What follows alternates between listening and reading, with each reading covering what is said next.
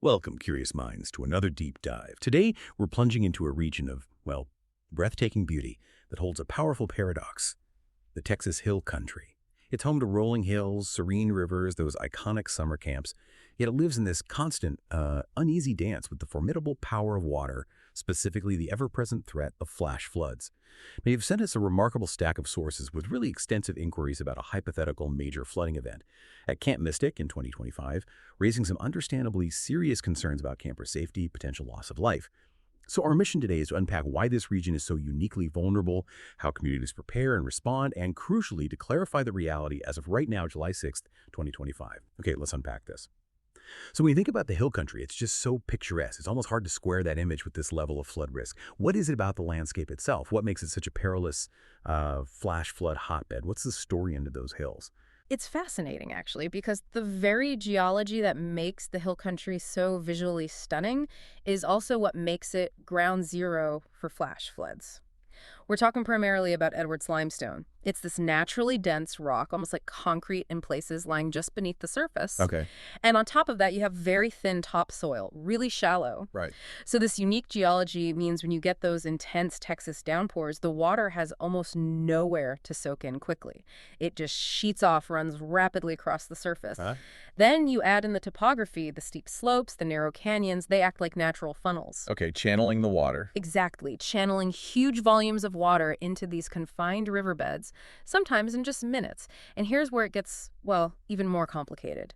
Rivers like the Guadalupe, the Llano, even though the runoff into them is fast, the rivers themselves, once they leave the steepest parts, often have low gradients. Meaning they flatten out? Right, the riverbeds flatten considerably. So the water, moving fast initially, suddenly slows down its downstream progress. And with more water pouring in from upstream, it basically has nowhere to go but up, vertically. Leading to those dramatic, rapid rises we hear about. Precisely. There's even an informal term folks use, the Palo Duro effect. It really captures the region's danger. Imagine, just a few inches of rain in the watershed can trigger feet of rising water in the river channel, almost instantaneously. Wow. Turning a calm creek into, a raging torrent.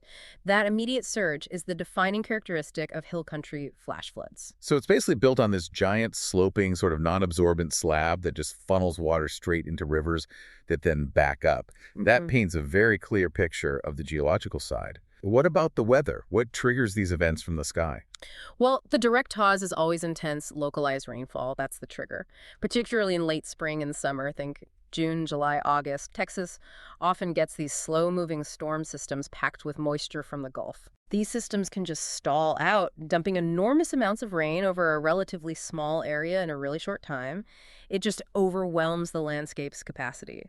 We also often see thunderstorms training. Trading. Yeah, it's where new storm cells form and move repeatedly over the exact same spot, one after another, like cars on a train track. Ah, okay. So it just keeps hitting the same area again and again. Exactly, dramatically amplifying the rainfall totals and the flood risk. And these impacts, they aren't just theoretical, right? They hit communities hard.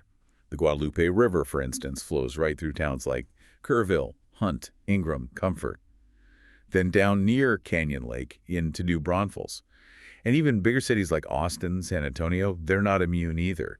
You get significant urban flooding, partly because of all the concrete, the impervious surfaces. Absolutely. That impermeable cover in urban areas just adds another layer to the problem, speeding up runoff even more. Which is why the National Weather Service is just so vital here. They issue those flash flood warnings for areas like Kerr County, Travis County, around Austin, Comal County. And those alerts are absolutely paramount for safety. But like you said, the sheer speed, it can still catch people completely off guard. It really can. Even with warnings, the rate of rise can be astonishing. Let's pivot a bit to one of the hill country's most cherished traditions, summer camps. They have this incredible, unique relationship with rivers like the Guadalupe, but it seems like a vulnerable one, too.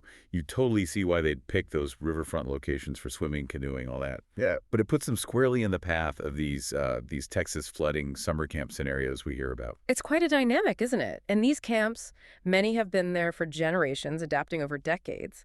Camp Mystic is a perfect example. It's a really prominent, historic, all-girls camp, established way back in 1921. Wow, over a century. Yeah, nestled right there on the Guadalupe River near Hunt, Texas. It represents this incredible legacy, generations of campers, specific programs. Figures like director Janie Hunt, Sarah Marsh Camp Mystic, they're part of that long history. And it's not the only one, right? Oh, no. There are other really well-known camps nearby, like Camp La Junta, Camp Waldemar, Heart of the Hills Camp, many situated right along those same riverbanks. Okay, and this brings us straight to those specific inquiries you sent us. Lots of questions about general flooding impacting properties along the Guadalupe, but also really delving into these very specific, quite frankly, alarming hypothetical scenarios. A major event in 2025, concerns about missing campers, even fatalities, specifically at Camp Mystic. And I want to state this very clearly for everyone listening. As of today, July 6, 2025, no major fatal event matching those descriptions has occurred at Camp Mystic or in that immediate area. And that clarification is crucial. But the nature of the inquiries, the detail in them, it does highlight a very real underlying anxiety. An anxiety rooted in the known potential of the river. It's vital, though, to understand the safety measures these camps have. Camps like Mystic, they have incredibly robust safety protocols. These aren't taken lightly. Like evacuation plans? Exactly. Well-established evacuation plans, often moving campers to designated higher ground on their own properties, which can be quite extensive, or even moving them off-site entirely if necessary. Staff go through rigorous training in flood preparedness, emergency response drills. They're constantly monitoring the Guadalupe River flow data, weather forecasts. Plus, they're in direct communication loops with the National Weather Service, local emergency management, and news outlets like KXAN in Austin, KVUE, San Antonio's KC-12 for any alerts. Okay, so they're watching it constantly. Constantly. It's part of the daily operational reality during storm season. Here's where it gets really interesting. Because while those specific nightmare scenarios you were asking about, thankfully, haven't materialized, the threat itself is absolutely real. It's not hypothetical.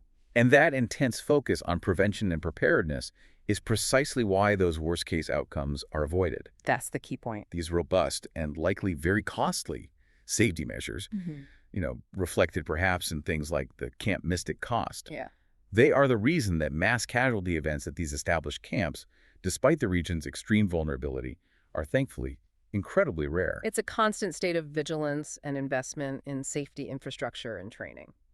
So shifting gears slightly, when flooding does strike, maybe not at a camp, but in the region generally, and it does happen who steps in, how does that whole response system actually work? It's a truly complex, multi-layered effort starting right at the local level. In a place like Kirk County, the immediate response comes from local first responders, fire departments, police, EMS, and critically, the County Office of Emergency Management, the OEM. They coordinate the local response. Issuing evacuation orders, that kind of thing. Yes, evacuation orders, road closures, setting up shelters, coordinating rescues, providing immediate relief.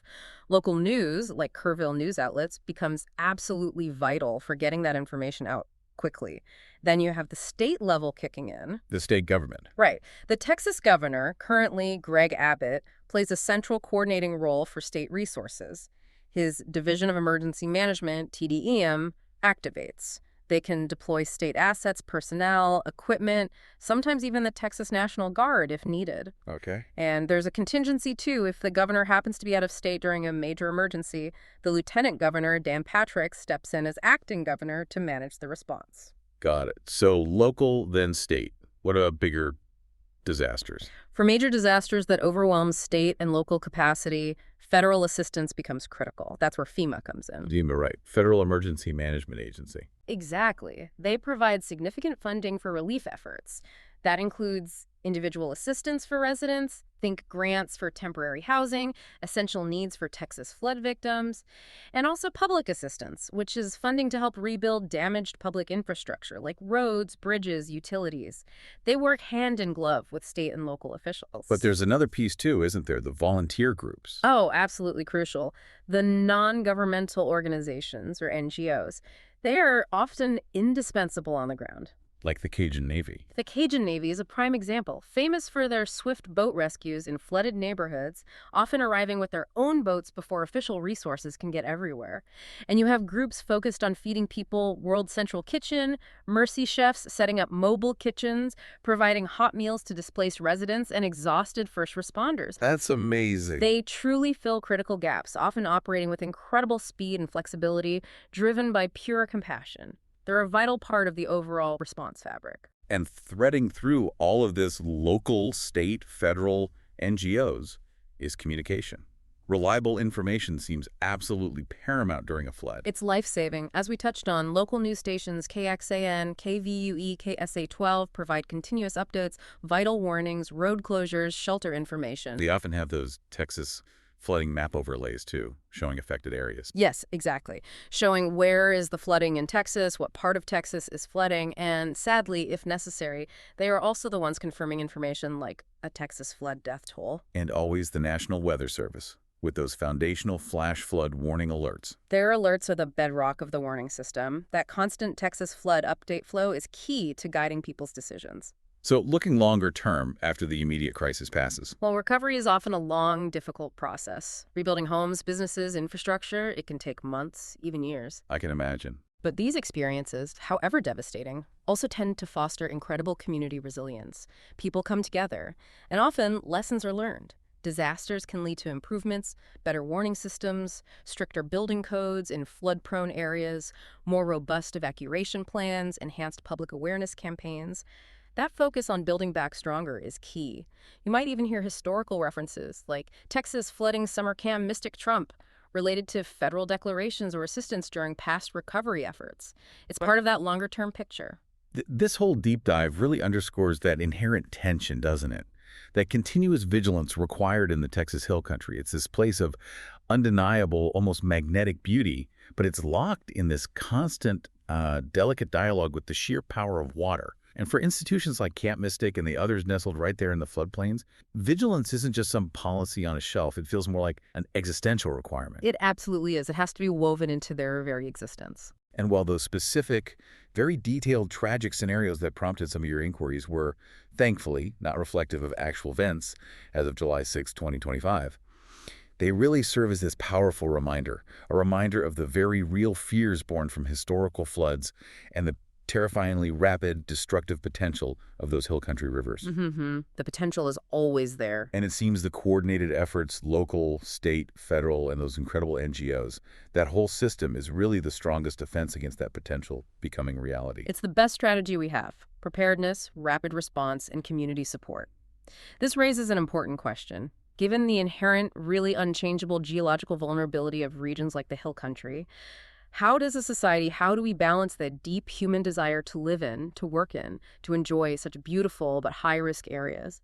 Balance that with the constant, often immense investment required for preparedness, for response, for resilience. What stands out to you about that balance?